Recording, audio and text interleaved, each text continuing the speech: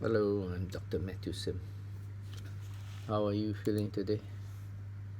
I hope you're feeling well, and I hope you're feeling transcendent. Right? If not, plan for a trip. You can go on to maybe go to Korea, go and watch K-pop. What I like about Korea is it's actually the street food. You walk around and eat the street food. And many very interesting stuff. They have a deep fried, I think, chicken, as well as even live squid. But just be careful. Don't eat the live squid if you can, because you don't want it to get stuck in your throat. Right? Ipisai. Okay, today I'd like to talk about the advantages of direct property investment. You can find it on the internet. I got some information from Investopedia. Basically, one is that you decide what you want to buy, when you want to buy, you decide when you want to sell. That's the main thing. If you buy REITs, the property manager will decide what to buy, when to sell. Okay, second thing is that you can leverage on it.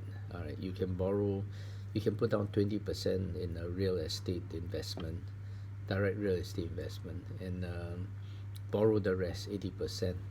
Right, so you can leverage. So every dollar you make, you sort of multiply it quite substantially. But the problem in leverage is that it's double-edged sword. If you buy a wrong property, instead of making a lot of money, you may lose a lot of money. So just be careful. The third thing is that you can write off some of the costs from the government in terms of operational, write it off as allowance. If you run it like a business, if you buy direct real estate to rent. Right, so, and of course, lastly, the advantage is that in the long run, your profits are higher, right? Usually in the real estate, you tend to put in direct real estate. You tend to put in more money. You may put in $1 million. You put in 200,000, you borrow 800,000. But in REITs, usually you just buy a small sum, $500 to $1,000. Right, so decide what you want. But the problem with direct investment properties, you got to be sure what you want, and you have to do your research properly.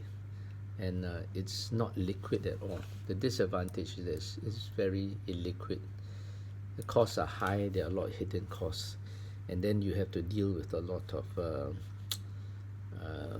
problems, like tenants calling you in the middle of night, asking you to repair the taps, to repair the air conditioning, and so on. Right, and then sometimes the amount of money you have for direct real estate investments, that you don't have it enough to buy maybe different types of real estate. It's very expensive to buy a whole building or a whole hotel, which you can do with a REIT. See you next time. Boom.